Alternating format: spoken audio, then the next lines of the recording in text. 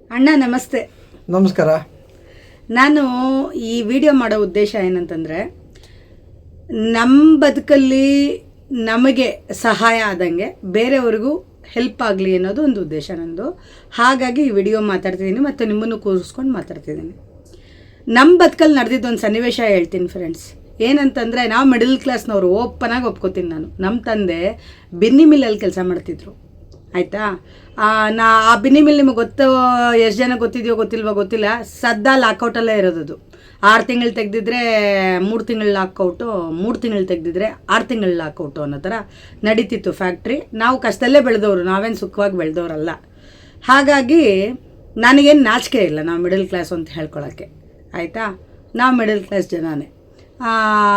ಈ ವಿಷಯ ಯಾಕೆ ಹೇಳ್ತಿದ್ದೀನಿ ಅಂದರೆ, ನಮ್ಮಣ್ಣ ಈಗ LIC ಏಜೆಂಟಾಗಿ ಅವರು ಒಂದು 3 ವರ್ಷದಿಂದ ಆ ಏಜೆಂಟ್ ಇದರಲ್ಲಿ ಇದ್ದಾರೆ. ಅದೇನೋ ಎಕ್ಸಾಮ್ ಬರೆದು ಪಾಸ್ ಮಾಡಿಕೊಂಡು ಏಜೆಂಟಾಗಿ ಮಾಡ್ತಿದ್ದಾರೆ.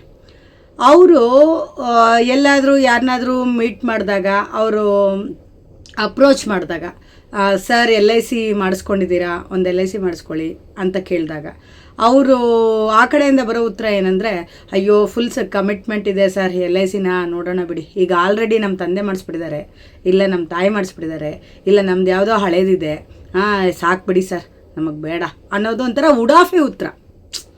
ಅದೇನು ಆ ಉತ್ತರ ಅವ್ರು ಕೊಡೋದ್ರಲ್ಲೇ ಗೊತ್ತಾಗ್ಬಿಡುತ್ತೆ, ಐ ಆಮ್ ನಾಟ್ ಇಂಟ್ರೆಸ್ಟೆಡ್ ಅಂತ. ನನಗೆ ಈ LICಯಲ್ಲಿ ಇಂಟ್ರೆಸ್ಟ್ ಇಲ್ಲ ಅನ್ನೋ ಥರ ಮಾತಾಡ್ತಾರೆ. ನಾನು ಅದಕ್ಕೋಸ್ಕರ ಈ ವಿಡಿಯೋ ಮಾಡ್ತಿದ್ದೀನಿ, ಯಾಕಂದರೆ ಸಾಕಷ್ಟು ಜನಕ್ಕೆ ಒಂದು ಅನುಕೂಲ ಆಗಲಿ ಅಂತ. ನಮ್ಮ ಬದುಕಲ್ಲಿ ನಡೆದಿದ್ದೆ. ಆವಾಗ ನಾನೊಂಚೂರು ತುಂಬ ಘಾಟಿ ಚೂಟಿ ಕೂಡ, ನಾನು ಹೆಮ್ಮೆಯಾಗಿ ಹೇಳ್ಕೊತೀನಿ, ಆಯಿತಾ. ನಾನು ಘಾಟಿ ಚೂಟಿ ಕೂಡ. ಆವಾಗ ಒಂದು 10-15 ವರ್ಷದಿಂದ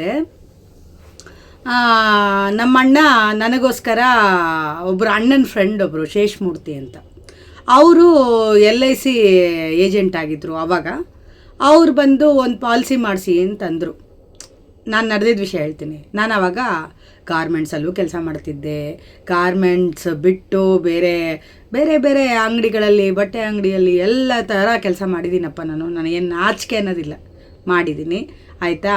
ಒಂದು ಸ್ಕಿನ್ ಡಾಕ್ಟ್ರ್ ಹತ್ರ ರಿಸೆಪ್ಷನಿಸ್ಟ್ ಆಗಿ ಕೂಡ ಅವರ ಕ್ಲಿನಿಕಲ್ಲಿ ಕೆಲಸ ಮಾಡಿದ್ದೀನಿ, ಆಯಿತಾ.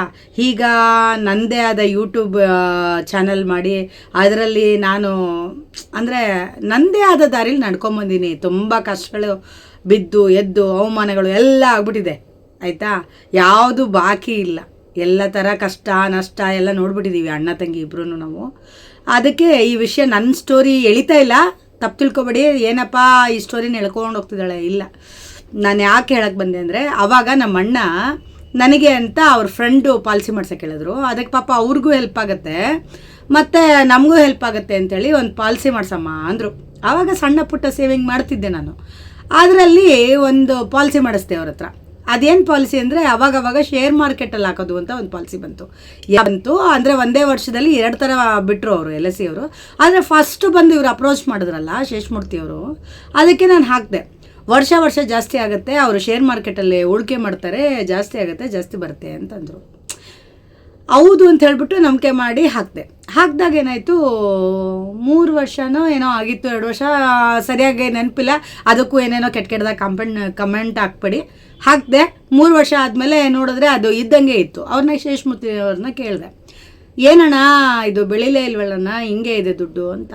ಅಂದರೆ ವಿಚಾರಿಸಿದಾಗ ಅಷ್ಟೇ ಇದೆ ಅಂತ. ಅದಕ್ಕೆ ಅವರೇನಂದ್ರು, ಅಮ್ಮ ಇದಾದ್ಮೇಲೆ ಇನ್ನೊಂದು ಬಿಟ್ಟರು, ಯಾವುದದು ಶೇರ್ ಮಾರ್ಕೆಟ್ಗೆ, ಅದು ಕ್ಲಿಕ್ ಆಗೋಯ್ತಮ್ಮ, ಇದೊಂಚೂರು ಇದಾಗೋಯ್ತು ಅಂತಂದರು. ನನಗೆ ಅವಾಗ ಬೇಜಾರಾಗೋಯ್ತು. ಸಣ್ಣ ವಯಸ್ಸು ನೋಡಿ, ಬಿಸಿ ರಕ್ತ, ಒಪ್ಕೋತೀನಿ, ಬಿಸಿ ರಕ್ತ, ಕೋಪ ಬಂತು. ನಾನು ಹಾಕಿದ ದುಡ್ಡು ಒಂಚೂರು ಜಾಸ್ತಿ ಆಗಲಿಲ್ಲ. ಇಲ್ಲಿ ಮುಂದೆ ಬರೋದು, ಇಟ್ಕೊಳ್ಳಿಮ್ಮ ದುಡ್ಡು ಅಂದರೆ, ಬೇಡ ನಾನು ನಿಮ್ಮ ಪಾಲಿಸಿ ಇಟ್ಕೊಳ್ಳಲ್ಲ ಅಂತ ಹೇಳ್ಬಿಟ್ಟು ಸರೆಂಡ್ರ್ ಮಾಡಿಬಿಟ್ಟು ನಾನು ಹಾಕಿದ ದುಡ್ಡನ್ನ ನಾನು ವಾಪಸ್ ತೊಗೊಂಡ್ಬಿಟ್ಟೆ. ನನಗೇನು ಒಂದು 9 ಪೈಸೆ ಎಕ್ಸ್ಟ್ರಾ ಬಂದಿರಲಿಲ್ಲ, ಆಯಿತಾ. ಲಾಸೂ ಆಗಲಿಲ್ಲ, ಲಾಭನೂ ಆಗಲಿಲ್ಲ. 3 ವರ್ಷ ಇಟ್ಟಿದ್ದು ನಂಗೆ ವಾಪಸ್ ತೊಗೊಂಡ್ಬಿಟ್ಟೆ. ಮತ್ತು ನನಗೆ ಅದ್ರ ಮೇಲೆ ನಿಮ್ಗಳೇ ಇವಾಗ ನಮ್ಮಣ್ಣ ಏನು ಹೇಳ್ತಾರೆ, ಅಪ್ರೋಚ್ ಮಾಡಿದಾಗ ಜನ ಹೇಳ್ತಾರಲ್ಲ, ಅದೇ ಥರ ನನಗೂ ಬೇಸರ ಆಗೋಯ್ತು. ಸರಿ ಸುಮ್ಮನೆ ಆಗ್ಬಿಟ್ಟೆ. ಆಮೇಲೆ ನಮ್ಮಣ್ಣ ಅಣ್ಣನಿಗೆ, ಅವರು ಶೇಷಮೂರ್ತಿ ಅಣ್ಣ, ಮಾಡಿಸು ರಾಜು ಹಾಗೆ ಪಾಲಿಸಿ ಅಂದರೆ, ನಮ್ಮ ಅಣ್ಣ ನನ್ನ ಹೆಸರಿಗೆ ನಾನು ಪಾಲಿಸಿ ಮಾಡಿಸ್ತೀನಮ್ಮ ಅಂತ ಮಾಡಿಸಿದ್ರು. ನಾನು ಅವಾಗಲೇ ಕಂಡೀಷನ್ ಹಾಕಿದ್ದೆ, ನೋಡೋ ನಾನು ದುಡ್ಡು ಒಂದು ನಯ ಪೈಸಾ ಕಟ್ಟಲ್ಲ ಆ ಪಾಲಿಸಿಗೆ, ನೀನು ಬೇಕಾದ್ರೆ ನೀನೇ ಕಟ್ಕೋ, ನನ್ನ ₹1 ಕೇಳಬಾರ್ದು ನೀನು ಅಂತ ಹೇಳಿದ್ದೆ. ಸರಿ ಆಯ್ತಮ್ಮ ನಿನ್ನ ಹೆಸ್ರಿಗೆ ಹಾಕ್ತೀನಿ ಅಂತ ಹೇಳ್ಬಿಟ್ಟು ನಮ್ಮ ಅಣ್ಣ ಅದೇನೋ 15 ವರ್ಷದ ಟರ್ಮ್ದು ಒಂದು ಪಾಲಿಸಿ ಹಾಕಿದರು. ಹಾಕಾದ್ಮೇಲೆ ಕಟ್ತಾ ಬಂದರು. ಒಂದು ಸ್ವಲ್ಪ ದಿನ ಆದಮೇಲೆ ಅದರಲ್ಲಿ 3 ವರ್ಷನೋ ಏನೋ ಆದಮೇಲೆ ನಿಲ್ಲಿಸಿದ್ರೆ ನೀವು ಕೊನೆಗೆ ನೀವು ತೊಗೋಬೋದು ಅಂತ ಒಂದು ಇದಿದೆ. ಸರಿ ಅದಾದಮೇಲೆ ಕಟ್ಟಿದ್ಮೇಲೆ ನಮಗೂ ಏನೇನೋ ಕಷ್ಟಗಳು ಅದು ಇದು ಎಲ್ಲ ಬಂತು. ನಮ್ಮ ಮನೇಲಿ ನಮ್ಮ ತಂದೆ ತೀರ್ಕೊಂಡ್ರು, ಏನೇನೋ ನಡೆದೋಯ್ತು ನಮ್ಮ ಲೈಫಲ್ಲಿ. ಹಂಗೆ ಅದು ನಿಲ್ಲಿಸ್ಬಿಟ್ವಿ. ನಿಲ್ಲಿಸಾದ್ಮೇಲೆ ನಾನು ಈ ವಿಷಯ ಯಾಕೆ ಹೇಳ್ತಿದ್ದೀನಿ ಅಂದರೆ, ಈಗ ಆ ಪಾಲಿಸಿಗೆ 14 ವರ್ಷ. ಯಾವುದು ನಮ್ಮ ಅಣ್ಣ ನನಗೋಸ್ಕರ ಮಾಡಿಸಿದ ಪಾಲಿಗೆ 14 ವರ್ಷ. ಈಗ ಸಣ್ಣದ ಅಮೌಂಟ್, ನಮ್ಮದು ಅವಶ್ಯಕತೆ ತುಂಬ ಇತ್ತು. ಯಾವುದೋ ಒಂದು ಇದಕ್ಕೆ ನಮ್ಮ ಅಣ್ಣಂಗೆ ಮೋಸ ಮಾಡಿದ್ರು, ಯಾರೋ ಕೆಲಸ ಮಾಡಿದ ಕಡೆ ಸಂಬಳ ಕೊಡಲಿಲ್ಲ. ಅವರು ಪಾಪ ನಮ್ಮ ಅಣ್ಣ ಕೆಲಸಕ್ಕೆ ಹೋಗ್ತಿದ್ರು, ಪ್ರಾಂಪ್ಟಾಗಿ ಕೆಲಸ ಮಾಡ್ತಿದ್ರು. ಈ ವಯಸ್ಸಲ್ಲಿ ಅವ್ರಿಗೆ ಆಗಲ್ಲ. ನಮ್ಮ ಅಣ್ಣಂಗೆ ದೊಡ್ಡ ಆಪ್ರೇಷನ್ ಬೇರೆ ಆಗಿದೆ ಹೊಟ್ಟೆದು. ಆದರೂ ನಮ್ಮ ಅಣ್ಣ ಪ್ರಾಂಪ್ಟಾಗಿ ಹೋಗಿ ಕೆಲಸ ಮಾಡ್ತಿದ್ರು. ಅವ್ರ ಜೊತೆ ಕೆಲಸಗಾರರು ಕೊಡಬಾರ್ದು ಹಿಂಸೆ ಕೊಟ್ಟು, ಕೊಡಬಾರ್ದು ಟಾರ್ಚರ್ ಕೊಟ್ಟು, ನಮ್ಮ ಅಣ್ಣಂಗೆ ಹೊಡಿಯೋಕ್ಕೆಲ್ಲ ಬಂದು ಆ ಥರ ಎಲ್ಲ ಮಾಡಿ, ಅಂದರೆ ನಮ್ಮ ಅಣ್ಣನ ಪ್ರಾಮಾಣಿಕತೆ ಅವರಿಗೆ ಸಹಿಸ್ಕೊಳ್ಳೋಕ್ಕಾಗ್ತಿರ್ಲಿಲ್ಲ. ಹಾಗಾಗಿ ಇವನು ಪ್ರಾಮಾಣಿಕತೆ ಬಿಟ್ಕೊಡಲ್ಲ. ನಮ್ಮ ರಕ್ತದಲ್ಲೇ ಬಂದುಬಿಟ್ಟಿದೆ ಅದು. ಸುಳ್ಳು ಮಾತಾಡದೇ ಇರೋದು, ಪ್ರಾಮಾಣಿಕವಾಗೇ ಬದುಕಬೇಕು ಅನ್ನೋದು, ಅದೆಲ್ಲ ನಮ್ಮ ರಕ್ತದಲ್ಲಿ ಬಂದುಬಿಟ್ಟಿದೆ. ಹಾಗಾಗ್ಬಿಟ್ಟು ನಾವು ಸ್ವಲ್ಪ ಅಡ್ಜಸ್ಟ್ಮೆಂಟ್ ಮಾಡ್ಕೊಳ್ಳೋದು ಕಷ್ಟ, ಸ್ವಲ್ಪ ಅಡ್ಜಸ್ಟ್ ಆಗೋದು ಕಷ್ಟ. ಜನಕ್ಕೆ ನಾವು ಇಷ್ಟ ಆಗೋದು ಕಷ್ಟನೇ. ತುಂಬ ಜನಕ್ಕೆ ನಾವು ಇಷ್ಟ ಆಗೋದು ಇಲ್ಲ, ಆಯಿತಾ. ಅದು ಪ್ರಾಂಪ್ಟಾಗಿ ಒಪ್ಕೋತೀನಿ ನಾನು. ಹಾಗಾಗ್ಬಿಟ್ಟು ನಮ್ಮ ಅಣ್ಣ ಕೆಲಸ ಬಿಟ್ಟರು, ಅವ್ನು ಸಂಬಳನೂ ಕೊಡಲಿಲ್ಲ. ಸೊ ಅವನು ಅಂದರೆ ತಪ್ಪಾಗುತ್ತೆ ಪಾಪ. ದಣಿಗಳು 1-2 ವರ್ಷ ಊಟಕ್ಕೆ ಅಂದರೆ ಸಂಬಳ ಕೊಟ್ಟಿದ್ದಾರೆ ನಮ್ಮ ಅಣ್ಣಂಗೆ. ಹಾಗಾಗಿ ಅವ್ರು ದೇವ್ರ ಸಮಾನನೇ, ದಣಿಗಳೆಲ್ಲ ದೇವ್ರ ಸಮಾನನೇ ಅಲ್ವಾ. ಆದರೆ ದಣಿಗಳಲ್ಲಿ ದೇವ ಸೇರ್ಕೊಂಬಿಟ್ಟು ಕೊಡಲಿಲ್ಲ ಅವ್ರ ಸಂಬಳ. ನೀನು ಸಡನ್ನಾಗಿ ಬಿಟ್ಬಿಟ್ಟೆ ಅಂತ ನಮಗೆ ಕಷ್ಟ ಆಗೋಯ್ತು. ಸರಿ ಎಲ್ಲಿ ದುಡ್ಡು ಹಂಚ್ಬೇಕಲ್ಲ, ಏನೋ ಇರುತ್ತಲ್ಲ ಮನೇಲಿ ತಾಪತ್ರಯ, ಆ ದುಡ್ಡು ಹಂಚೋಕ್ಕೋಸ್ಕರ ಎಲ್ಲಿದೆ ಏನಾದರೂ ಸೇವಿಂಗ್ಸ್ ಇದೆಯಾ, ಏನಾದರೂ ಇದೆಯಾ ಅಂತ ಹುಡ್ಕೋಬೇಕಾದ್ರೆ ಈ ಪಾಲಿಸಿ ಕಣ್ಣಿಗೆ ಬಿತ್ತು. ಅದು 14 ವರ್ಷ ಆಗ್ಬಿಟ್ಟಿತ್ತು, ತೊಗೊಂಡಿಲ್ಲ, ನಿಲ್ಲಿಸ್ಬಿಟ್ಟಿದ್ವಿ. ಸರಿ ಅದ್ರ ಸರೆಂಡರ್ ಮಾಡಿದ್ರೆ ನಾವು ಕಟ್ಟಿರೋ ದುಡ್ಡು ನಮಗೆ ಬರುತ್ತಲ್ಲ ಅಂತ ಹೇಳ್ಬಿಟ್ಟು ಸರಿ ಅದನ್ನು ಸರೆಂಡರ್ ಮಾಡಿದ್ದಕ್ಕೆ ನೀವು ನಂಬ್ತಿರೋ ಬಿಡ್ತಿರೋ, ಅಣ್ಣ ಕಟ್ಟಿದ್ದು ಸಣ್ಣ ಅಮೌಂಟ್ ಇರ್ಬೋದು, ಒಂದು 3 ವರ್ಷ ಆ ಥರ ಏನೋ ಕಟ್ಟಿದ್ದಾರೆ. ಇವಾಗ ನಮಗೆ ನಿಮಗೆ ಬೇಕಾದ್ರೆ ತೋರಿಸ್ತೀನಿ, ಅದರಲ್ಲಿ ತೋರಿಸೋದ್ರಲ್ಲಿ ಏನು ತಪ್ಪೇನಿಲ್ಲ. 34,000 ಚಿಲ್ಲರೆ ಬಂದಿದೆ, ಆಯಿತಾ. 14 ವರ್ಷಕ್ಕೆ ಮೋಸ ಮಾಡದೆ ಕೊಟ್ಟಿದ್ದಾರಲ್ಲ, ಅದಕ್ಕೆ ಹೇಳಿ. ಯಾರ ಕೈಲಾದರೂ ನಾವು ದುಡ್ಡು ಕೊಟ್ಟಿದ್ದಿದ್ರೆ ಅವ್ರು ವಾಪಸ್ ಕೊಡ್ತಿದ್ದಿಲ್ಲ. 14 ವರ್ಷ ಬಿಟ್ಕೊಂಬಂದು ಕೇಳ್ತಿದ್ಯಾ, ನಾನು ಯಾವುದು ಕೊಡಲ್ಲ ಹೋಗಿ ಅಂದಿರೋರು ಅಲ್ವಾ. ನೀನು ಹೆಂಗೆ ಕಿತ್ಕ ಅನ್ನೋರು. ಇಲ್ಲ ಅಂದರೆ ಹೋಗಿ ನೀನು ಕೊಟ್ಟೇ ಇಲ್ಲ ನನಗೆ ಏನು ಮಾಡ್ಕತೀಯ ಅನ್ನೋರು. ಅದೆಲ್ಲ ಪಾಪ ಏನು LIC ಅವರು ಅಂದೆ, ಪ್ರಾಮಾಣಿಕವಾಗಿ ನೀವು ನಮ್ಗೆ 3 ವರ್ಷ ಕಟ್ಟಿದ್ದೀರಿ, ತೊಗೊಳ್ಳಿ ನಿಮ್ಮ ದುಡ್ಡು, ನಮಗೆ ಬೇಡ ಅಂಥೇಳಿ ಹೇಳಿದರು. ಅಲ್ಲಿ ಅಪ್ಲೈ ಮಾಡಿದಾಗ ಅವರು ಮೇಡಮ್ ಅಂದರು 1 ವಾರದಲ್ಲಿ ಬರ್ಬೋದು ನಿಮಗೆ ಅಂತಂದರು. ಸರಿ ಹೌದಾ 1 ವಾರ ಅಂತ ಅಂದ್ಕೊಂಡು ಮನೆಗೆ ಬಂದ್ವಿ. ಮಂಡೇ ಈಗ ನಿನ್ನೆ ಅಲ್ಲ 8ನೇ ತಾರೀಕು ಹೋಗಿ ನಾನು ಇದು ಮಾಡಿ ಬಂದಿದ್ದು, ಸರೆಂಡರ್ ಮಾಡಿ ಬಂದಿದ್ದು. ಇವಾಗ ಆಲ್ರೆಡಿ ಅವರು ಕಳಿಸಿದ್ದಾರೆ ನನಗೆ, ಆ ಮೆಸೇಜ್ ಬಂತು, ದುಡ್ಡು ಬ್ಯಾಂಕ್ ಅಕೌಂಟಿಗೆ ಕ್ರೆಡಿಟ್ ಆಗಿದೆ ಅಂತ. ಹಾಗಾಗಿ ಎಲ್ಲರೂ ನನಗೆ ಗೊತ್ತಿದ್ದಂಗೆ ನಂಬೋರ್ನ ನಂಬಿ LIC ನಂಬೋದು, ಆಯಿತಾ. ನಂಬಿಕಸ್ತ ಒಂದು ಪಾಲಿಸಿ ಮಾಡಿಸಿ. ನೀವಿದ್ದಾಗಲೂ ನೀವು ಅನುಭವಿಸ್ಬೋದು, ನೀವು ಸತ್ತ ಮೇಲೆ ನಿಮ್ಮ ಮನೆಯವ್ರು ಅನುಭವಿಸ್ಬೋದು. ಆದರೆ ಯಾರು ತಿಳ್ಕೊತಾರೆ ಬಿಡ್ತಾರೆ ನಂಗೆ ಗೊತ್ತಿಲ್ಲ. ಆಮೇಲೆ ಯಾರ್ಯಾರಿಗಾದ್ರೂ ಪಾಲಿಸಿ ಮಾಡಿ ಅಂತ ನೀವು ಹೇಳಿದ್ರಿ ಅಂತ ಹೇಳ್ಬೇಡಿ. ಯಾರು ನಿಮ್ಮನ್ನು ತಿಳ್ಕೊತಾರೆ ಬಿಡ್ತಾರೋ, ದುಡ್ಡು ಬರುತ್ತೆ, ಮೋಸ ಆಗಲ್ಲ. ಹಾಗಾಗಿ ಇದೊಂಚೂರು ಲೆಂತ್ ಆಗೋಯ್ತು ವಿಡಿಯೋ, ಬೇಜಾರು ಮಾಡ್ಕೋಬೇಡಿ. ನಮ್ಮ ಅಣ್ಣ ಮಾತಾಡ್ತಾರೆ, ನಾನು ತುಂಬ ಮಾತುಗಾರಿ, ಜಾಸ್ತಿ ತುಂಬ ಮಾತಾಡ್ತೀನಿ ನಾನು. ಹಾಗಾಗಿ ನಮ್ಮ ಅಣ್ಣ ಏನು ಮಾತಾಡ್ತಾರೆ ನೋಡಿ. ಆಮೇಲೆ ನಾನೊಂದು ವಿಡಿಯೋ ಹಾಕ್ತೇರಿ, ತಪ್ಪು ತಿಳ್ಕೊಬೇಡಿ. ನಾನು ನಿಜನೇ ಮಾತಾಡೋದು, ನಿಜನೇ ಹೇಳೋದು ರೀ. ನೀವೇನಾದರೂ ಅನ್ಕೊಳ್ರಿ, ನನಗೆ ಸುಳ್ಳು ಹೇಳೋಕ್ಕೆ ಇಷ್ಟ ಆಗಲ್ಲ. ಆದರೆ ಯಾರಿಗೆ ಯಾವ ದಾರಿಯಲ್ಲಿ ಹೋಗಿ ಮಾತಾಡ್ಸಿದ್ರೆ ಅವರಿಗೆ ಮುಟ್ಟುತ್ತೆ ಆ ಥರ ಮಾತಾಡ್ತೀನಿ, ಆಯಿತಾ. ಕೆಲವೊಂದು ಸರಿ ಯಾರಿಗೆ ಯಾವ ರೀತಿ ಮಾತಾಡಬೇಕೋ ಆ ರೀತಿಯೇ ಉತ್ತರ ಕೊಡೋಕ್ಕೆ ನನಗೂ ಬರುತ್ತೆ. ಆದರೆ ಒಳ್ಳೆ ಮಕ್ಕಳಾಗ್ಬಿಟ್ಟಿದ್ದೀವಿ ಈಗ, ತಿರುಗಿಸಿ ಜೋರಾಗಿ ಮಾತಾಡಲ್ಲ, ಸಿಟ್ಟು ಜಾಸ್ತಿ ಮಾಡ್ಕೊಳ್ಳಲ್ಲ. ಈಗ ನಾನು ತುಂಬ ಒಳ್ಳೆ ಹುಡುಗಿಯಾಗಿದ್ದೀನಿ. ನಮ್ಮ ಅಣ್ಣ ಏನು ಮಾತಾಡ್ತಾರೆ ನೋಡೋಣ. ನಮಸ್ಕಾರ. LIC ಬಗ್ಗೆ ನನಗೆ ಮೊದಲಿಂದಲೂ ನಂಬಿಕೆ ಇದೆ. ನನ್ನ ಗೆಳೆಯ, ನನ್ನ ಮಿತ್ರ ಹೇಳ್ತಿದ್ದ. ಸೊ ಅವನಿಗೆ ನೆರವಾಗಲಿ ಅಂತಲೇ ಆ್ಯಕ್ಚುಲಿ ಹೇಳ್ಬೇಕಾದ್ರೆ ದುಡ್ಡು ಉಳಿಸೋದು, ಕೈಯಲ್ಲಿ ಖರ್ಚಾಗ್ಬಿಡೋದು, ಬಟ್ ಆದರೂ ಒಂದು ಕಡೆ ಸೇರ್ತದಲ್ಲ ದುಡ್ಡು ಅನ್ನೋ ಒಂದು ಆಸೆಯಿಂದ ಸರಿ ನನ್ನ ಹೆಸರಲ್ಲಿ ಮಾಡ್ಕೊಳ್ಳೋಕ್ಕಿಂತ ಹೆಣ್ಮಗಳು, ನಮ್ಮ ತಂದೆಯವರು ತುಂಬ ಕಷ್ಟದಲ್ಲಿ ಸಾಕಿದ್ರು ನಮ್ಮನ್ನು. ಅಣ್ಣನಾಗಿ ನಾನು ನನ್ನ ಕೈಯಲ್ಲಿ ಏನಾದರೂ ಆಗತ್ತೆ ಮಾಡೋಣ ಅಂತ ಬಿಟ್ಟು ನನ್ನ ಗೆಳೆಯನಿಗೆ ಅವನಿಗೊಂದು ಪಾಲಿಸಿ ಕೊಟ್ಟಂಗೆ ಆಗುತ್ತೆ. ನನ್ನ ತಂಗಿಗೂ ಒಂದು ಸ್ವಲ್ಪ ದುಡ್ಡು ಉಳಿಸ್ದಂಗೆ ಆಗುತ್ತೆ ಅಂತ ಹೇಳ್ಬಿಟ್ಟು ಮಾಡಿದೆ. ಸೊ ನಾವು ಮರ್ತೇ ಬಿಟ್ಟಿದ್ದೆ ಆ್ಯಕ್ಚುಲಿ. ಈಗ ಕಷ್ಟಕಾಲ, ತೊಂದರೆಲಿದ್ದೀನಿ.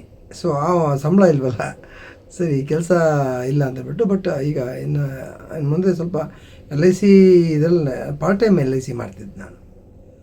ಫುಲ್ ಟೈಮ್ ಕೆಲಸ ಬೇರೆ ಮಾಡ್ತಿದ್ದೆ, ಪಾರ್ಟ್ ಟೈಮ್ LIC ಮಾಡಬೇಕು ಅಂತಬಿಟ್ಟು ಪಾರ್ಟ್ ಟೈಮ್ LIC ಮಾಡ್ತಿದ್ದೆ. ಈಗ LIC ನಿಜಕ್ಕೂ ಎಷ್ಟು ಆಪತ್ಕಾಲದ ಮಿತ್ರ ಅಂದರೆ ಊಹಿಸಿರಲಿಲ್ಲ. ನನ್ನ ತಂಗಿ ಅಂದ್ಲು, ಅಣ್ಣ ನಿಂದೇ ದುಡ್ಡಿದೆ ಕಣೋ ಅಂತ. ನಾನು ಎಲ್ಲಮ್ಮ ನನ್ನ ದುಡ್ಡಲ್ಲಿ ಉಳಿಸಿದ್ದೀನಿ ಅಂತೆ. ಇಲ್ಲ ಕಣೋ, ನನ್ನ ಹೆಸರಲ್ಲಿ ನೀನು ಹಾಕಿದ್ದೆ, ನಿನ್ಗೆ ₹1 ಹಾಕಲ್ಲ ಅಂತ ನಾನು ಹೇಳಿದೆ. ಅದೇ ಥರ ಆ ₹1 ಕೂಡ ನನಗೆ ಬೇಡ ಅಂತ ಅವತ್ತೇ ನಿರ್ಧಾರ ಮಾಡಿಬಿಟ್ಟಿದ್ದೆ. ಸೊ ಆ ದುಡ್ಡು ನನ್ನ ಹೆಸರಲ್ಲಿ ಇರ್ಬೋದು, ಬಟ್ ಆ ಪಾಲಿಸಿ ಅದರಲ್ಲಿ ಏನು ದುಡ್ಡು ಬರುತ್ತೋ ₹1 ಕೂಡ ನಂಗೆ ಬೇಡಪ್ಪ, ಎಲ್ಲ ನಿನಗೆ ಸೇರಿದ್ದು, ಅದು ತೊಗೊಂಡು ನಿನ್ನ ಮುಂದಕ್ಕೆ ಏನಾದರೂ ಅನುಕೂಲ ಆಗೋದಾದರೆ ಮಾಡ್ಕೋ ಅಂತ. ಆ ಮಗು ಹೇಳಿದ ಮಾತು ಪ್ರಕಾರನೇ ನಾನೊಂದು 2 ವಾರದ ಮೊದಲು ಹೇಳಿದ್ಲು ಆಕೆ. ಬಟ್ ನಾನು ಬೇಡಮ್ಮ ಇರಲಿ ಅಂತ ಹೇಳಿದೆ. ಬಟ್ ಕತ್ತಿಸ್ಕೋ ಪರಿಸ್ಥಿತಿ ತುಂಬ, ಯಾಕಂದರೆ ಸ್ವಲ್ಪ ಅನಾರೋಗ್ಯದ ಕಾರಣ ಸ್ವಲ್ಪ ಆಸ್ಪತ್ರೆ ಖರ್ಚು ಬೇಕಾಯಿತು. ಇನ್ನೂ ಅರ್ಧ ಪೆಂಡಿಂಗ್ ಇದೆ, ಆಸ್ಪತ್ರೆ ಪೂರ್ತಿ ಆಗಲಿಲ್ಲ. ನಾನು ಕೆಲಸ ಮಾಡೋರಿಗೆ ಪರಿಪರಿಯಾಗಿ ಕೇಳಿಕೊಂಡೆ, ಸ್ವಾಮಿ ಆಸ್ಪತ್ರೆಗೆ ಖರ್ಚಾಗ್ತದೆ ಕೊಡಿ ಅಂತ. ದಯ ಬರಲಿಲ್ಲ ಅವ್ರಿಗೆ. ದೇವ್ರೋಗಿ ದೆವ್ವ ಆಗ್ಬಿಟ್ಟಿದ್ದಾರೆ, ದೇವರುಗಳ ದೆವ್ವ ಆಗ್ಬಿಟ್ಟಿದ್ದಾರೆ. ಹಾಗಾಗಿ ದೆವ್ವ ಹೋಗ್ಬಿಟ್ಟಿದೆ ಅವರಿಗೆ ರೂಲ್ಸ್ ಅಂದ್ರೆ ರೂಲ್ಸ್ ಅಂತ ರೀ. ಒಂದು ನಾ ಹೇಳೋಕ್ಕೆ ಇಷ್ಟಪಡ್ತೀನಿ ರೀ, ಯಾವ ರೂಲ್ಸು ಯಾವ ರೆಗ್ಯುಲೇಷನ್ನು ಮಾನವೀಯತೆ ಅನ್ನೋದ್ರ ಮುಂದೆ ಬೇರೆ ಯಾವುದೂ ಇಲ್ಲ. ಮಾನವೀಯತೆ, ನ್ಯಾಯಕ್ಕೆ, ಧರ್ಮಕ್ಕೆ ತಲೆ ಬಾಗ್ಲೇಬೇಕ್ರಿ ಯಾವುದೇ ರೂಲ್ಸ್ ಇದ್ರು. ಪ್ರತಿಯೊಬ್ಬರು ಆತ್ಮಸಾಕ್ಷಿ ಅಂತ ಇರುತ್ತೆ. ನಾನು ಅಷ್ಟು ನಮ್ಮದೇ ಸಂಸ್ಥೆಗೆ ನಂದೇ ವಿಡಿಯೋ ಅನ್ನೋ ಮಟ್ಟಕ್ಕೆ ನಿಂಗೆ ಏನ್ ಹೇಳ್ಬೇಕು ಹೇಳ್ಬಿಟ್ಟು ಮುಗಿಸು. ದೇವ್ರ ದೆವ್ವ ಆಗಿದ್ದಾರೆ ಅಂದ್ರೆ ಗೊತ್ತಾಗ್ಬಿಡುತ್ತೆ. ಇನ್ನು ಅದ್ರಲ್ಲಿ ಏನು ಇಲ್ಲ. ಆಯ್ತು ಅವ್ರಿಗೆ ತುಂಬಾ ಒಳ್ಳೆ ಗುಣ, ಒಳ್ಳೆ ಹೆಸರಿದೆ. ಬಟ್ ನನ್ನ ವಿಚಾರದಲ್ಲಿ ಯಾಕೆ ಹಂಗೆ ನಡ್ಕೋತಾ ಇದ್ದಾರೆ ನನಗೂ ಅರ್ಥ ಆಗ್ಲಿಲ್ಲ. ಪಾಪ ಅವ್ರದ್ದು ರೂಲ್ಸ್ ಇದೆ ಅಂತೆ, ಅವ್ರದ್ದು ಇದಿದೆ ಏನದು, ಅವರಿಗೆ ಕಟ್ಟಾಕೊಂಡ್ಬಿಟ್ಟಿದ್ದಾರೆ ಪಾಪ. ಹಾಗಾಗಿ ಅವ್ರ ಕೈನ ಕಟ್ಟಾಕೊಂಡ್ರೂ ಬಿಚ್ಕೊಳ್ಳಲ್ಲ ಅವರು. ಹಾಗಾಗ್ಬಿಟ್ಟು ಅವ್ರ ಮಾನವೀಯತೆ ಮರ್ತು ಬಿಟ್ಟಿದ್ದಾರೆ ಆಯಿತಾ. ಅವರಲ್ಲಿ ದಯೆ ಧರ್ಮ ಏನೂ ಇಲ್ಲ ಆಯಿತಾ. ಪ್ರಾಂಪ್ಟ್ನೆಸ್ಸಿಗೆ ಬೆಲೆನೇ ಇಲ್ಲ ಅಲ್ಲಿ. ನೀವು 100 ಪಟ್ಟು ನಾನು ಪ್ರಾಮಾಣಿಕನಾಗಿ ದುಡಿದ್ರು ಅವರಲ್ಲಿ ಬೆಲೆ ಇಲ್ಲ. ಅವ್ರಿಗೆ ಬರೀ ರೂಲ್ಸ್ ಮಾತ್ರ ಮುಖ್ಯ ಆಗುತ್ತೆ. ಮಾನವೀಯತೆ, ಮನುಷ್ಯನ ಬೆಲೆ ಏನೂ ಇರಲ್ಲ ಆಯಿತಾ. ಇದು ತುಂಬ ಜನ ಕೋಪ ಬರುತ್ತೆ. ನಾನು ಯಾಕಂದರೆ ಇವಾಗ ಕಮೆಂಟ್ ಕೆಟ್ಟದಾಗ ಹಾಕ್ತಿದ್ದಾರೆ ನನಗೆ. ನಾನು ಯಾವುದೋ ವಿಡಿಯೋದಲ್ಲಿ ದೆವ್ವ ನೋಡಿದೆ ಅಂತ ಹಾಕಿದ್ದಕ್ಕೆ, ಎಂತೆಂಥ ಸಭ್ಯ ಸಮಾಜದಲ್ಲಿ ಬದುಕ್ತಿದ್ದೀವಿ ನಾವು ಅನ್ನೋದಕ್ಕೆ ಅವ್ರಿಗೂ ನನಗೂ ಸಂಬಂಧನೇ ಇಲ್ಲ. ಅವ್ರು ಯಾರೋ ನಾನು ಯಾರೋ, ನಾನು ತಿಳಿಲಿ, ನನಗೆ ಕಾಣಿಸಿದ್ದು ಪಾಪ ಈ ಥರ ಕಾಣ್ತು, ನಮ್ಮ ದೊಡ್ಡವ್ರು ಹೇಳಿದ ಸುಳ್ಳಲ್ಲ, ನಾಯಿಗಳ ಕಣ್ಣಿಗೆ ದೆವ್ವ ಕಾಣುತ್ತೆ ಅಂತ ಅಷ್ಟೇ ಹಾಕ್ದೆ. ಅವರು ಕಾಮನ್ ಸೆನ್ಸ್ ಇಲ್ಲ ಅವರಿಗೆ. ವಾಯ್ಸು ಅದು ಸೌಂಡು ಅಬ್ಸರ್ವ್ ಮಾಡ್ತಿಲ್ಲ. ಬರೀ ಒಂದು ನಾಯಿ ಮುಂದೆ ಹೋಗಿದ್ದನ್ನು ಮಾತ್ರ ನೋಡ್ತಿದ್ದಾರೆ. ಹಿಂದೆಗಡೆ ಅದು ಗಲ್ಲಿಲಿ ಬೇರೆ ನಾಯಿಗಳು, ಅವ್ರ ಮನೆಗಳಲ್ಲಿ ಸಾಕಿರೋ ನಾಯಿಗಳು ಓ ಅಂತ ಕಿಡ್ಸ್ಕೊಂಡ ಆ ಅಳ್ತಿದ್ದು, ಅದು ಬೊಗಳಿರೋದು ಎಲ್ಲ ಸೌಂಡು ಬಿದ್ದಿದೆ. ಅದೆಲ್ಲ ಗಮನಕ್ಕೆ ಬರಲ್ಲ. ನಾವು ಯಾಕ್ರಿ ಪ್ರೂವ್ ಮಾಡಬೇಕು? ನನಗೆ ಅನಿಸಿದ್ದು ಬೇರೆಯವ್ರಿಗೂ ತಿಳಿಯಲಿ, ನಮ್ಮ ದೊಡ್ಡವ್ರು ಏನೇ ಹೇಳಿದ್ರು ಅದು ಸುಳ್ಳಲ್ಲ ಅನ್ನೋದನ್ನು ನಾನು ತೋರ್ಸೋಕ್ಕೆ ಹೋದನೇ ಹೊರ್ತು, ನಾನು ಯಾರಿಗೋ ನೀವು ಮೂಢನಂಬಿಕೆ ನಂಬ್ಕೊಳ್ರಿ, ನೀವು ದೆವ್ವ ನಂಬ್ರಿ. ದೆವ್ವ ನನ್ನ ರಿಲೇಟಿವ್ ಏನ್ರಿ? ಆ ನಾಯಿ ಬಂದು ದೆವ್ವ ಮುಖ ನೋಡ್ಕೊಂಡು ಬೊಗಳತ್ತಾ ಇದೆ. ಸುಮಾರು ಜನದ್ದು ಕೆಟ್ಟ ಕಮೆಂಟ್ ನೋಡಿ ಅದಕ್ಕೆ ಅದನ್ನು ಒಂಚೂರು ಸೈಲೆಂಟ್ ಮಾಡ್ಕೊಳ್ಳಿ. ನನಗೇನು ಗೊತ್ತಾ ಅದು ಯಾವುದು ನೋಡ್ಕೊಂಡು ಬೊಗಳತ್ತೆ ಅಂತ? ನನಗೆ ತೋರಿಸಿದ್ದನ್ನು ನೀವು ನೋಡಿ, ಆ ದೆವ್ವ ನೋಡ್ಕೊಂಡು ಬೊಗಳ್ತಾ ಇಲ್ಲ, ಅದು ಮುಂದೆ ಹೋಗಿ ನಿಂತ್ಕೊಂಡಿದೆ, ನೀವು ಸುಳ್ಳು ಹೇಳ್ತಿದ್ದೀರಾ. ಆಯಿತು, ನಾನು ನೀವು ಸುಳ್ಳು ಹೇಳ್ತಿದ್ದೀನಿ ಅಂತಲೇ ಅನ್ಕೊಳ್ರಿ. ಅದ್ರಲ್ಲಿ ನನಗೇನ್ರಿ ಆಗಬೇಕಾಗಿದೆ? ನಾನು ಹೇಳಿದ್ದು ನಮ್ಮ ದೊಡ್ಡವರು ನಿಜ ಹೇಳ್ತಾರೆ, ನಾಯಿಗಳ ಕಣ್ಣಿಗೆ ಕಾಣುತ್ತೆ. ನನ್ನ ಕ್ಯಾಮ್ರಾದಲ್ಲಿ ಅದು ಸೆರೆನೇ ಆಗಿಲ್ಲ ಅಂತಂದರೆ ನಾನು ಹೆಂಗ್ರಿ ಇದು ಮಾಡೋಕ್ಕಾಗ್ತಿತ್ತು? ನಾನು ಅಷ್ಟೊಂದು ಓದ್ಕೊಂಡು ಇಲ್ಲ, ನಂಗೆ ಅಷ್ಟೊಂದು ಬುದ್ಧಿವಂತೇನೋ ಅಲ್ರಿ. ಆ ಥರ ಬದುಕು ಬೇಡ ನಮಗೆ, ಕೆಟ್ಟ ಬದುಕು. ಇದ್ದಿದ್ರಲ್ಲಿ ದುಡ್ಕೊಂಡು ತಿಂತೀವಿ ನಾವು ಆಯಿತಾ. ಅದು ಕೆಟ್ಟ ಮಾರ್ಗದಲ್ಲಿ ಅಸಲೇ ಬೇಡ ನಮಗೆ. ಅಂಥ ಜೀವ ಹೋಗ್ಬಿಟ್ರು ಪರವಾಗಿಲ್ಲ ನಮಗೆ ಆಯಿತಾ. ನೀವು ಯಾರ್ಯಾರು ಕೆಟ್ಟ ಕಮೆಂಟ್ ಹಾಕಿದ್ರೆ ಅವ್ರಿಗೆ ಮಾತ್ರ ಬೈತಿದ್ದೀನಿ. ಮಿಕ್ಕಿದ್ದ ಎಲ್ಲ ನನ್ನ ಹೆಂಗೆ ಹೇಳ್ಬೇಕಂದ್ರೆ, ಎಷ್ಟು ದೇವರುಗಳಿದಾರೋ, ದೇವರುಗಳು ಅಂತಲೇ ಹೇಳ್ಬೇಕ್ರಿ. ಎಷ್ಟು ದೇವರುಗಳಿದಾರೋ, ಎಷ್ಟು ಜನ ಲೈಕ್ ಕೊಟ್ಟಿದ್ದಾರೆ ಗೊತ್ತೇನ್ರಿ? ಎಷ್ಟು ಜನ ಆಶೀರ್ವಾದ ಅಲ್ವೇನ್ರಿ ಒಂದು ಲೈಕ್ ಅಂತಂದರೆ? ಅರ್ಥ ಮಾಡ್ಕೊಳ್ಳೋರು ಅರ್ಥ ಮಾಡ್ಕೊಂಡಿದ್ದಾರ್ರಿ ಆಯಿತಾ. ನನಗೆ ತುಂಬ ಲೆಂತ್ ಆಗೋಯ್ತು ಅದು ವಿಡಿಯೋ ಆಯಿತಾ. ಒಳ್ಳೆ ಜನ ಅಣ್ಣ ಯಾರಿಗೆ ಪಾಲಿಸಿ ಮಾಡಿಸ್ಕೊಳಕ್ಕೆ ಹೇಳ್ಬಿಟ್ಟು ಟಕ್ಕನ್ ಕಟ್ಬಿಡು, ಆಗೋಯ್ತದು, ಟೈಮ್ ಜಾಸ್ತಿ ಹೋಗ್ತದೆ. ದಯವಿಟ್ಟು LIC ಬಗ್ಗೆ ನಾನು ಅಂತ ಹೇಳ್ತೀನಿ ಅಂತಲ್ಲ, ಬಟ್ ನಿಜಕ್ಕೂ LIC ಸಮಯಕ್ಕೆ ಕಷ್ಟ ಕಾಲದಲ್ಲಿ ಕೈ ಹಿಡಿಯುತ್ತೆ. ದಿನಗಳು ಒಂದೇ ಥರ ಇರಲ್ಲ, ಬಟ್ ಚೆನ್ನಾಗಿರಲಿ, ಎಲ್ರಿಗೂ ಒಳ್ಳೆಯದೇ ಆಗಲಿ. ಬಟ್ LIC ನಿಜಕ್ಕೂ ಈ ಜೀವನದಲ್ಲೂ ಜೀವನದ ನಂತರವೂ ಅದು ಮಿತ್ರನೇ, ಯಾವತ್ತಿದ್ರೂ ಕಾಪಾಡುತ್ತೆ. ನೋಡಿ, ನಾನು ಅರ್ಧಂಬರ್ಧಂಗೆ ಕಟ್ಟಿದ್ದು ದುಡ್ಡು, ಬಟ್ ಅದೆಲ್ಲೂ ಅರ್ಧನೂ ಕಟ್ಟಿಲ್ವಲ್ಲ. 3 ವರ್ಷ ಅಂದ್ರೆ ಎಷ್ಟಾಯ್ತು? 15 ವರ್ಷಕ್ಕೆ 3 ವರ್ಷ ಕಟ್ಟಿದ್ಯಾ ಅಂದ್ರೆ ಅಷ್ಟೇ ಕಟ್ಟಿದ್ದು. 3 ವರ್ಷದ ಮೇಲೆ ಕಟ್ಟಲಿಕ್ಕೆ ಆಗಲಿಲ್ಲ, ಅಥವಾ ನಾನು ಅದು ಕಟ್ಟಿದ್ನು ಮತ್ತೆ ಬಿಟ್ಟಿದ್ದೆ. ಖುಷಿ ಆಯ್ತ್ರಿ ನಂಗೆ. ನಮ್ಮ ಅಣ್ಣಂಗೆ ಹುಷಾರಿಲ್ಲ ಪಾಪ, ಅವನಿಗೆ ಸ್ಕ್ಯಾನಿಂಗ್ ಬರ್ತಿದ್ದಾರೆ, ಬ್ಲಡ್ ಟೆಸ್ಟ್ ಬರ್ತಿದ್ದಾರೆ. ಏನ್ರಿ ಕಾಸ್ಟ್ಲಿ ಒಂದೊಂದು ಬ್ಲಡ್ ಟೆಸ್ಟ್, ಒಂದೊಂದು ಸ್ಕ್ಯಾನಿಂಗು. ಅಯ್ಯೋ ದೇವ್ರೆ, ಬೇಡಪ್ಪ ಬೇಡ, ಈ ಹಾಸ್ಪಿಟಲ್ ಸವಾಸನೆ ಬೇಡ ಅನ್ಸುತ್ತೆ. ಆಯ್ತಾ, 2 ದಿನದಲ್ಲಿ ಅಂದರೆ ಸೋಮವಾರ ಕೊಟ್ಟು ಬಂದ್ವಿ, ಸೋಮವಾರ ಮಧ್ಯಾಹ್ನ ಕೊಟ್ಟು ಬಂದ್ವಿ, ಮಂಗಳವಾರ ಒಂದಿನ ನಿನ್ನೆ, ಇವತ್ತು ಬುಧವಾರ ಮಧ್ಯಾಹ್ನ ಸೇಮ್ ಅಷ್ಟೊತ್ತಿಗೇನೆ, ಹೆಚ್ಚು ಕಮ್ಮಿ ಒಂದು ಅರ್ಧ ಗಂಟೆ ಇಂಚು ಮುಂಚು ಬ್ಯಾಂಕಲ್ಲಿ. ಅಪ್ಪ ಪ್ರೂಫ್ ಕೇಳೋರಿಗೆ ಪ್ರೂಫ್ ಕೂಡ ಇದೆಪ್ಪ, ನನಗೆ ಜೆರಾಕ್ಸ್ ಮಾಡಿ ಇಟ್ಕೊಂಡಿದ್ದೀನಿ, ಬಾಂಡು ಜೆರಾಕ್ಸ್ ಮಾಡಿ ಇಟ್ಕೊಂಡಿದ್ದೀನಿ. ಆಮೇಲೆ ಅದರದ್ದು ಮೆಸೇಜ್ ಬಂದಿರೋದು ಎಲ್ಲ ಇದೆ ನನ್ನ ಹತ್ರ. ಇದು ಯಾವುದು ಬೊಗಳೆ ಅಲ್ಲ ಆಯ್ತಾ, ಸುಳ್ಳಲ್ಲ. ಇದನ್ನು ಕಮೆಂಟ್ ಮಾಡಿಬಿಡ್ರಿ ಆಯ್ತಾ. ಎಲ್ಲ ಡೊಂಗಿ ಬಿಡ್ತಾ ಇದ್ದಾರೆ, ಅಣ್ಣ ತಂಗಿ ಕೂತ್ಕೊಂಡು ಎಲ್ಲ ಸ್ಟೋರಿ ಕ್ರಿಯೇಟ್ ಮಾಡಿದ್ದಾರೆ. ನಿಮ್ಗೇನು ಬೇರೆ ಮಾಡೋಕ್ಕೆ ಬೇರೆ ಕೆಲಸ ಇಲ್ವೇನ್ರಿ? ಆಯಿತು, ನಮಸ್ಕಾರ. ಎಲ್ಲ ಒಳ್ಳೆ ಜನಕ್ಕೆ ನಮಸ್ಕಾರ. ನನ್ನ ಹೃದಯಪೂರ್ವಕ ಏನಂತಾರೆ ಧನ್ಯವಾದಗಳು. ನೀವು ಯಾರ್ಯಾರು ಲೈಕ್ ಕೊಟ್ಟಿದ್ದೀರಾ, ಯಾರ್ಯಾರು ಶೇರ್ಗಳು ಮಾಡಿದ್ದೀರಾ, ಯಾರ ನಂಗೆ ಸಪೋರ್ಟ್ ಮಾಡಿದ್ದೀರಾ, ಎಲ್ಲರಿಗೂ ನನ್ನ ಹೃತ್ಪೂರ್ವಕ ವಂದನೆಗಳನ್ನ ತಿಳಿಸ್ತಾ, ನೀವುಗಳು LIC ಮಾಡಿಸಿ ಆಯಿತಾ. ನಿಮಗೂ ನಿಮ್ಮ ಸಂಸಾರಕ್ಕೂ ಒಳ್ಳೇದಾಗಲಿ ಅಂತ ನಾನು ಬಯಸ್ತೀನಿ. LIC ಅಂತ ಯಾರಾದರೂ ಬಂದು ಅಕಸ್ಮಾತ್ ನೀವೇ ಹುಡ್ಕೊಂಡು ಹೋಗಿ ಮಾಡಿದ್ರೂ ಒಳ್ಳೇದೇ. LIC ಯಾರು ಬಂದು ಕೇಳಲಿಲ್ಲ ಅಂತ ಕಾಯಬೇಡಿ, LIC ಮಾಡಿಕೊಡಿ, ಒಳ್ಳೇದು. ಬಾಯ್. ನಮಸ್ಕಾರ.